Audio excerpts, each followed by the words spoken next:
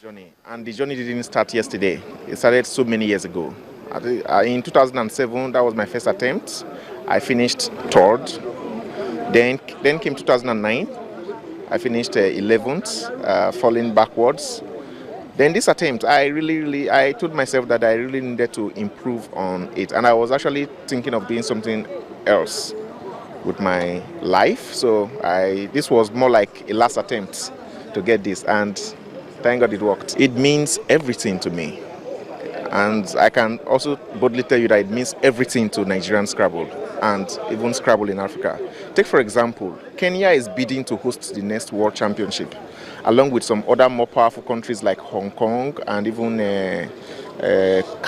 Canada. So with this victory now, I think our Kenya brothers are going to have an upper hand, being that an African country has never hosted the World Championship, for example, and with an African winning it this time around, I think that the next World Championship is likely going to be held in Africa. So it's a victory for everybody, not just me, not just Nigeria, but for Africa at large. It's going to help the growth of the sport in Nigeria and even Africa at large, because there are a lot of people that feel that Scrabble is just a game that people gather around and play behind closed doors and all that. But we have moved past that. Even people who we are looking up to help support the game and push it forward, they can't seem to get the idea that Scrabble is now a sport that is played at a very competitive level. So with this victory, I believe that everything will begin, all the pieces will begin to fall into place.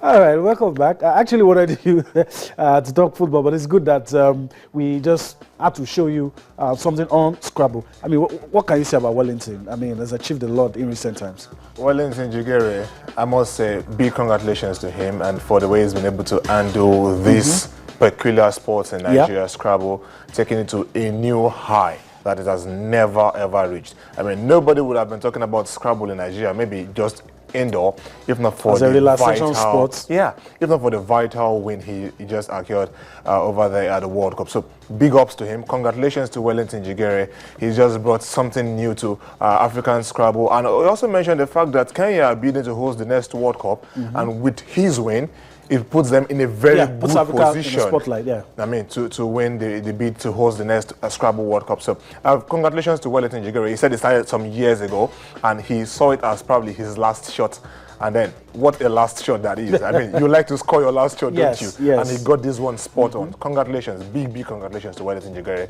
I must say, I admire his never say die attitude, his attitude to keep at it until he got it right. I mean, this is a very big moment for Wellington. And he's just 32. So, I mean, that's also, I mean, it's not a sport that, you know, you could say at some certain age, I want to retire at this or that. I mean, maybe like golf too, you mean. Yeah, stretches, you can keep playing. Yeah, and I mean, as long as you're not mentally retarded. Yeah, definitely. I mean, this kind of game requires you to know loads of English words. Maybe the pressmen will do very well in that. Maybe. Because we like to speak English a whole lot. Yeah, maybe. So maybe, but then see a man like this, I mean, look at him. He must be an epitome of, maybe it's a dictionary, we don't even know. It's impressive. But it's a blessing in disguise anyway. Look at him, and it's just what we have to celebrate at the moment. Not just the FIFA Under-17 World Cup, but also something from almost a relatively unknown sport entirely. Yeah, and I think we're in Nigeria, we're waking up to the reality that there are sports that we should not just see as relaxation sports. Chess, Scrabble, all of these things can really put us out there. If we put our mind, if we put our mind to it. Nigerians are people who can do almost about anything. Yeah, once they are ready. I mean, that is one thing about you must appreciate and admire about Nigerians. Once we put our mind to do something, as long as we are committed, we always come out very well at it. So, I mean, I think Wellington Jigere is just another testimony of the never say die attitude that every Nigerian has. Okay, all right. Let's go to football now, and it's getting interesting by the day as we approach the elections in February. The tsunami has consumed almost everybody. The house is, I mean, has it already crashed or is crashing? I don't know. The house is crashing now. It's the German FA German FA boss resigning over issues relating to bribe, but he still keeps his position in FIFA. That's what I find a bit interesting. But at this point, Tolu, are you surprised anymore? Well, not surprised anymore, particularly when we hear anything that relates to bribe, and then the name Jack Warner pops up. Then you just know something cannot be clean. You know, when we had that happened to South Africa a couple of months back, when we heard that their own title or World Cup bid in 2010 was a fraud also, we had the name Jack Warner pop up when they were involved in a $10 million scandal, and they were able to clear that out. And now the Germans have to deal with about a $6.7 million US scandal.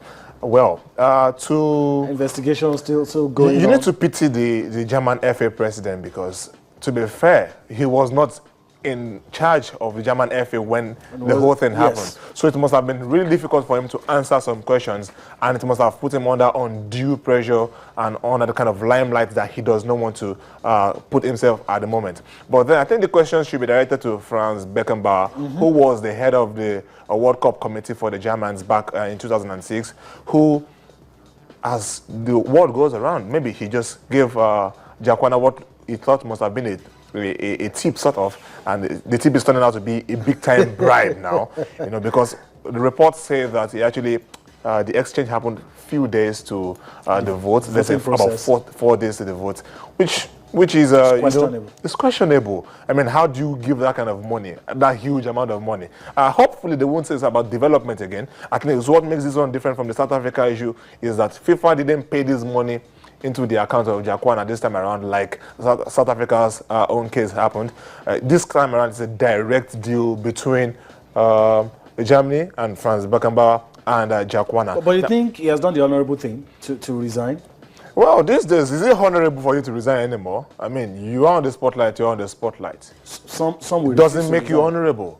I mean, just because you have resigned reduces the spotlight on you, as it were. But I mean, we cannot be cowed by the word honorable just because someone who should be indicted resigns from that kind of position anymore. So I think he has just reduced the spotlight he has, you know, let himself into, in a way. Somehow now the attention will be off him and maybe more on Franz Beckenbauer before they can now proceed, and let's see, maybe we can get anything trustworthy out of Franz Beckenbauer.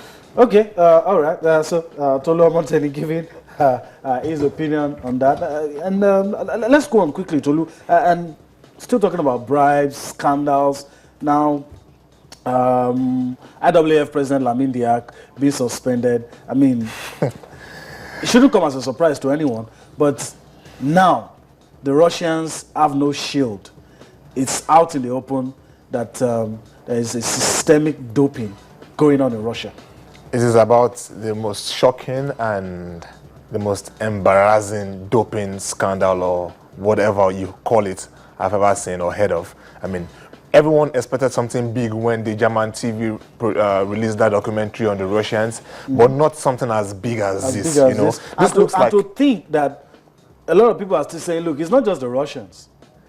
Kenya, one side, and the Jamaicans are somewhere. The Turkish, they're somewhere also. But I mean, this is.